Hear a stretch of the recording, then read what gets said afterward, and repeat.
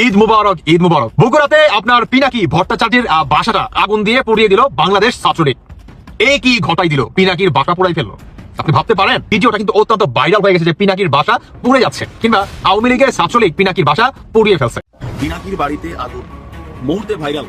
বাংলাদেশ বিরোধী অপশক্তি আওয়ামী লীগের জায়গা নাই, যারাই আওয়ামী লীগের পক্ষে দাঁড়াবে তাদেরকে প্রতিরোধ করুন, প্রতিহত করুন। আমার মৃত্যু পরোয়ানা ঘোষিত হয়েছে, আগে শুনেন কেমনে।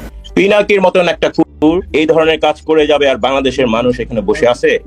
অ্যাসাইলাম মারা একটা কুকুর এখানে। পৃথিবীতে এমন কোনো জায়গায় নাই যেখানে ফেসিবাদকে নির্মূল করা হয়েছে কিন্তু ফেসিবাদের প্রতীকগুলো রেখে দেওয়া হয়েছে। সুতরাং এই যে ধানমন্ডি 32টা, সেটা 5ই আগস্টে এটা হচ্ছে একদম ধূলিসাৎ করে দেওয়ার কথা ছিল। 5ই আগস্টে এটা ঘৃণাস্তম্ভে পরিণত করার কথা ছিল। Breaking news. আওয়ামী লীগের আতঙ্ক বাতিলের জম, যার আহ্বানে সাড়া দিয়ে ছাত্র জনতা আওয়ামী লীগের দোসরদের বাড়িঘর ভেঙে চুরে ধূলিসাৎ করে দিয়েছে। এবার সেই পিনাকি ভট্টাচার্যের বগুড়ার বাড়িতে অগ্নিসংযোগ দিয়েছে আওয়ামী লীগের দোসররা। অপরদিকে একই বললেন হাসানাত আব্দুল্লাহ। তিনি বললেন, পৃথিবীর এমন কোনো রাষ্ট্র নেই যেখানে ফ্যাসিবাদকে নির্মূল করার পর তার প্রতীককে অবশিষ্ট রাখা হয়েছে। আমাদের ভুল হয়েছে, আমাদের উচিত ছিল 5ই আগস্টেই শেখ মুজিবের ধানমন্ডির 32 নম্বর বাড়িকে একেবারে ধূলিসাৎ করে দেয়া, তো আমরা সেটা করিনি, এটা আমাদের ভুল ছিল। আর এ সংক্রান্ত এই রাজনীতির মাঠের বিভিন্ন প্রকার গরম আপডেট নিউজ নিয়ে আজকের এই ভিডিওতে থাকছে বিস্তারিত প্রতিবেদন। তাই আজকের এই ভিডিওটি সব মিলিয়ে অত্যন্ত গুরুত্বপূর্ণ হতে যাচ্ছে। 1 সেকেন্ড না টেনে ধৈর্য সহকারে পুরো ভিডিওটি দেখার জন্য আহ্বান করছি।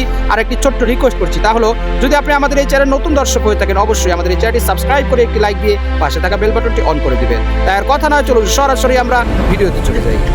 আপনারা আমলারা যারা রয়েছেন, আপনারা পুলিশ যারা রয়েছেন, আপনারা যদি মনে করে থাকেন যে আপনাদের রিপ্লেস খুঁজে পাওয়া যাবে না, বিকল্প খুঁজে পাওয়া যাবে না, এই জনগণের শক্তিটা আপনারা অনুধাবন করতে পারেননি। মানুষ আপনাদের বিকল্প। পিনাকির বাড়িতে আগুন, মুহূর্তে ভাইরাল। সে বলতেছে ফ্রান্সে তো খুনের শাস্তি 10 বছর জেল, ফাঁসি তো দিবে না, তো পিনাকে খুন করে না কেউ কেন ফ্রান্সে? হাসিনা এক বক্তৃতায় গেল ক্ষমতা, আর এক বক্তৃতায় গেল 32 নম্বর। আলহামদুলিল্লাহ, আমার শহীদের মৃত্যু হইলে না বাংলাদেশে আমার ক্ষুদ্র ভ্রাতার ভগিনেরা ছোট বড় মাঝারি কোমল কঠোর বাকশালীদের আস্ত রাখবে না, ছানা বানা করে ফেলবে। আমার মৃত্যুতে বাংলাদেশ পুত পবিত্র হবে। আমার সত্যি যদি মাইরা ফেলায় বাংলাদেশে যেন কোনো বাকশালী রক্ষা না পায়। আমার মৃত্যুর খবর বাংলাদেশে পৌঁছানি 24 ঘন্টার মধ্যে কাম ফিনিশ। পিনাকিকে মেরে ফেলার হুমকি দিচ্ছে আওয়ামী লীগ। বিষয়টি নিয়ে সামাজিক মাধ্যমে ইলিয়াস হোসেন লিখেছেন, আমেরিকা এবং ফ্রান্স থেকে কদিন ধরে আমাকে, কনক সরোয়ার এবং পিনাকি ভট্টাচার্যকে নানাভাবে হুমকি দেওয়া হচ্ছে। বিশেষ করে পিনাকি ভট্টাচার্যকে সরাসরি হত্যার হুমকিও দেওয়া হয়েছে। আজকে যে কোনো একজন বিদেশে পলাতক আওয়ামী লীগের পেজ থেকে পিনাকি ভট্টাচার্যের পরিবারের বিস্তারিত তথ্য দিয়ে একটি পোস্ট করেছে। উস্কানিমূলক সেই পোস্টের মাধ্যমে দেশে থাকা আওয়ামী লীগের নেতাকর্মীদেরকে অঘোষিতভাবে পিনাকিদার পরিবারের উপর হামলার নির্দেশনা দেওয়া হয়েছে।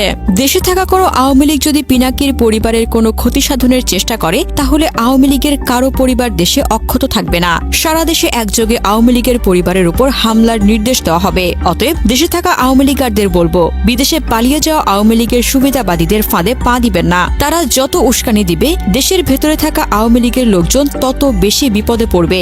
আওয়ামী লীগকে দোষ স্বীকার করে ক্ষমা চাইতে হবে, তাদের বিচার হবে, তারপর এদেশের মানুষ সিদ্ধান্ত নেবে তারা কবে আবার রাজনীতি করতে পারবে। একটা জিনিস মনে রাখবেন, হাসিনা তার পরিবার এবং আত্মীয় স্বজনকে তার পালানোর একদিন আগেই সবাইকে বিদেশে পাঠিয়ে দিয়েছে। অতএব আপনাদের কথা চিন্তা করে নাই।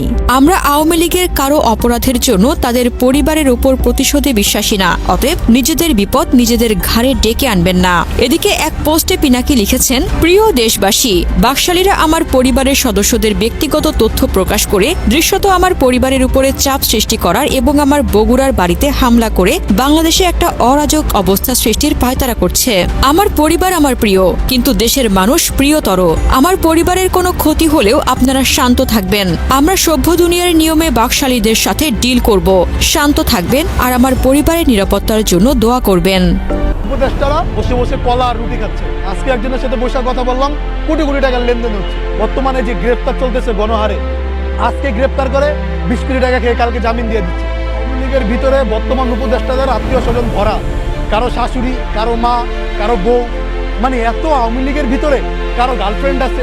তো এইগুলাকে ছাড়ানোর জন্য উপদেষ্টারা যেভাবে চেষ্টা করে যাচ্ছে, এই যে দেখেন গত কিছুদিন আগে বেশ্যাখানার সর্দারনি এই আপনার মেয়ের আফরোজ শাওন, তারপর হচ্ছে সুবা, এরা কিন্তু ছাত্রদের উপর গরম পানি ঢালার জন্য গ্রুপ খুলেছিল, আলো আসবে, গ্যাস নিয়ে ষড়যন্ত্র করতেছে।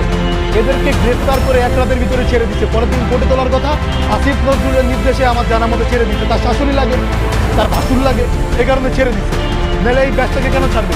সে দেশ নিয়ে ষড়যন্ত্র করতেছে, সে যেই ছাত্রদেরকে হত্যা করা হলো, একজন ফ্যাসিস্টের পক্ষে কথা বলতেছে, তাকে ছাড়ানোর জন্য আসিফ নজরুল এরা কিন্তু চেষ্টা করে যাচ্ছে। এই যে দেখেন, এতদিন হয়ে গেল গাজীপুরের ছাত্রদের উপরে যেই হামলা হলো, উপদেষ্টারা বসে বসে কলা আর রুটি খাচ্ছে। স্বরাষ্ট্র উপদেষ্টা, তার লজ্জা নাই, তার পদত্যাগ করা উচিত। আসলে তার লজ্জা নেই, একদম বেহায়া। হয়তো তিনি পদত্যাগ করে এটা বুঝিয়ে দিতেন যে আমি আর পারতেছি না, নতুন কোনো স্বরাষ্ট্র উপদেষ্টা দেওয়া হবে। তিনি এটা করেন না। তারপরে আরও যারা আছে উপদেষ্টাদের ভিতরে, নাম বলতে চাই না, আজকে একজনের সাথে বসার কথা বললাম, কোটি কোটি টাকার লেনদেন। ভাই, দেশকে আগায় নিয়ে যাওয়ার চেষ্টা করেন। এই সরকারকে আমাদের সহযোগিতা করতে হবে, ডক্টর ইউনূস স্যারকে সহযোগিতা করতে হবে। তিনি অত্যন্ত ভালো এবং জ্ঞানী একজন মানুষ। তার কারণে দেখেন আজকে বাংলাদেশের যে একটা ফেসিবাদী কাজ, এটা দূর হয়েছে। এবং এই ডক্টর ইউনূসের কারণে কিন্তু রিজার্ভ দেশের যে আর্থিক অবস্থা, এটা সচ্ছল হচ্ছে। অথচ ডক্টর সম্মানিত দর্শক মণ্ডলী, এটা বড়ই আশ্চর্যজনক একটি কথা যে, এবং হৃদয় বিতরক কথা যে, যেই পিনাকি ভট্টাচার্যের আহ্বানে সাড়া দিয়ে ছাত্র জনতা বাংলাদেশ থেকে সকল আওয়ামী লীগের দোসরদের স্মৃতিগুলোকে নিশ্চিহ্ন করে দেওয়ার জন্য মাঠে নেমেছিলেন, যার ফলশ্রুতিতে শেখ মুজিবের ধানমন্ডির 32 নম্বর সহ ওবায়দুল কাদের, রাষ্ট্রপতি আব্দুল হামিদ, এমনকি আওয়ামী লীগের এমন কোনো দোসর নেই যাদের বাড়িঘর হামলা করা হয়েছে। সেই পিনাকির ভট্টাচার্যের বাড়িতেই এবার আওয়ামী লীগের দোসররা অগ্নিসংযোগ দিয়েছে। এটা সত্যি একটি কষ্টদায়ক বিষয়। বাংলাদেশ সরকার উচিত ছিল পিনাকি ভট্টাচার্যের এই বাড়িকে সর্বাত্মক নিরাপত্তা দিয়ে হেফাজত করা, কিন্তু এটা একটি বাংলাদেশের সরকারের ব্যর্থতা বলেই আমি চিহ্নিত করব। অপরদিকে হাসানাত আব্দুল্লাহ, যিনি ছাত্র সমন্বয়কদের কেন্দ্রীয় পর্যায়ের একজন নেতা বললেই চলে, তিনি এক কঠিন হুঁশিয়ারি দিয়েছেন সরকারি আমলাদেরকে।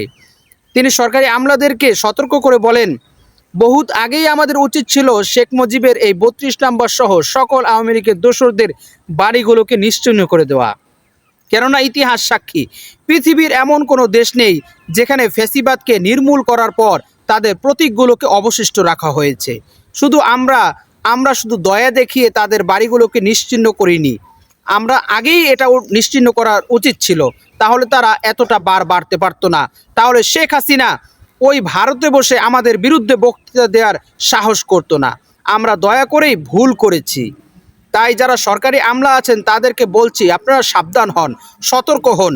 আপনারা যদি ওই ফ্যাসিবাদের পথ অবলম্বন করেন, আপনারা যদি জনগণের কথা না শুনে নিজেদের ক্ষমতাকে টিকিয়ে রাখার জন্য ওই হাসিনার মতো পথ অবলম্বন করেন, তাহলে আপনাদের দশাও ওই শেখ হাসিনার দোসরদের যে অবস্থা হয়েছে, আপনাদের দশাও সেটাই হবে।